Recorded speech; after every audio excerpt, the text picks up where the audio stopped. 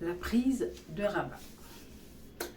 Dit comme ça, on a l'impression que c'est une victoire toute simple, un parmi les nombreux exploits de David. 2 Samuel chapitre 12, versets 26 à 31 explique comment Joab demande à David de venir s'emparer de la ville royale pour que ce soit à lui et non à Joab que soit associée la gloire et l'honneur de cette conquête.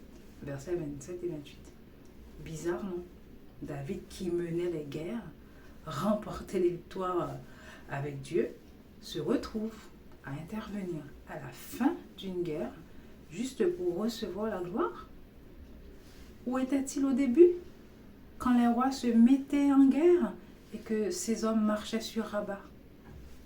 Et il était à Jérusalem, 2 Samuel 11. À faire quoi? Il faisait la sieste, se promenait sur son toit, promenait ses regards un peu partout, comme on le voit au verset 2 du chapitre 11. Il se promenait ses regards jusqu'à apercevoir Bathsheba, la femme d'Uri.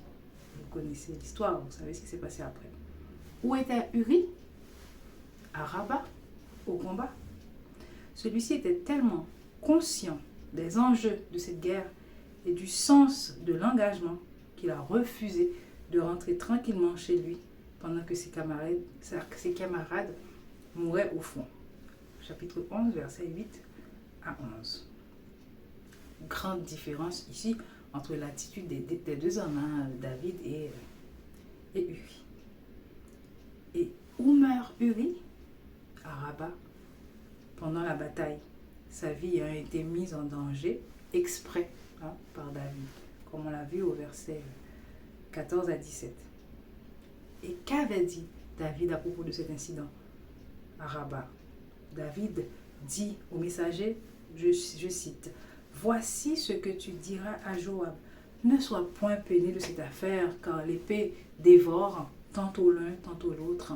Attaque vigoureusement la ville et renverse-la. Et toi, encourage-le. » 2 Samuel chapitre 11, verset 25. Sérieusement? C'est un peu bizarre, non? Donc du coup, finalement, que signifie la prise victorieuse de Rabat par David quand on considère ces éléments? Qu'est-ce que tout ça signifie? Parfois on est fou, on fait de grands projets alors que voilà, on a des idées, mais